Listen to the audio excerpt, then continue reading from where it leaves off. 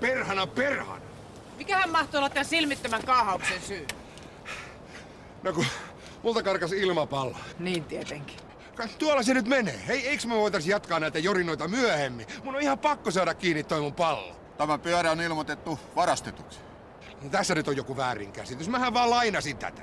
Poliisipiirissä sitä kutsutaan varkaudeksi. Ihan totta, kun tää on Miron. Mä tunnen sen. Mä voin kyllä selittää tän. Eiköhän nyt lähdetä asemalle, niin voitte selittää siellä sitten ihan ajan kanssa. Mä laitoin sen kihlasormuksen roikkumaan siitä ilmapallosta, koska mä halusin yllättää mun naisystävän. Ja sitten ilmapallo karkas. Ja mä lähdin perään. Mitä muuta te haluatte tietää? Sen, mitä todella tapahtuu. Mitä todella? Mähän oon kertonut sen teille jo 1000 kertaa. Ymmärrättekö te ollenkaan, miten vakavista asioista on kysymys? Kypärättä ajo, ylinopeus, ajoneuvon luvaton haltuun.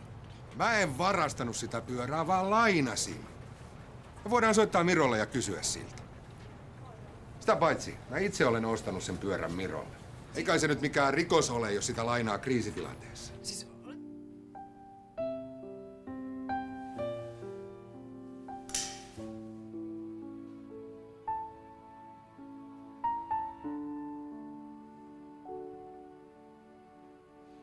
Ilmeisesti tähän ilmapalloon sidottu sormus karkasi omille teille. Ja sen takia Laitela otti omin luvin käyttöönsä kevytmoottoripyörän. Kaahalosta huolimatta hän ei saanut palloa kiinni.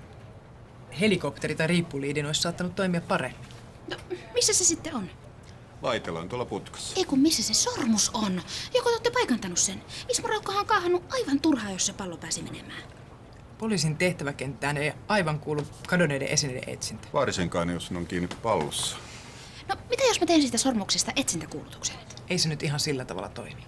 No, ilmoittakaa nyt edes poliisiradiossa sen pallon tuntomerkit, tai päästäkää Ismo pois, että me voidaan lähteä etsimään sitä sormusta. Kuulkaas nyt.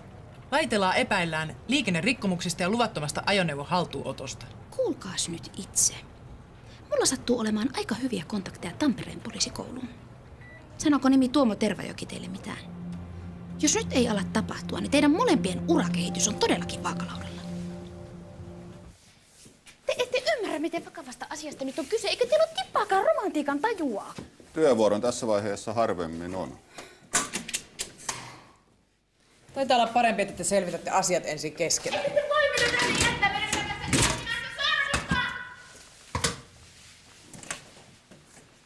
sormusta! Mä tulin hakemaan sua pois täältä, mutta eihän oo pässipäättäjä mistään mitään.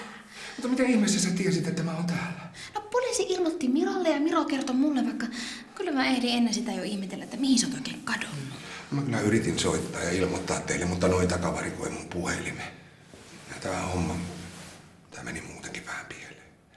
Mä kuulin. Tän kun piti olla onnenpäivä. Mä oon tyrinnyt taas ihan kaikki. Ei se haittaa. Nyt kun mä tiedän, että sä oot koko ajan ajatellut vaan mua. Niinhän mä oon.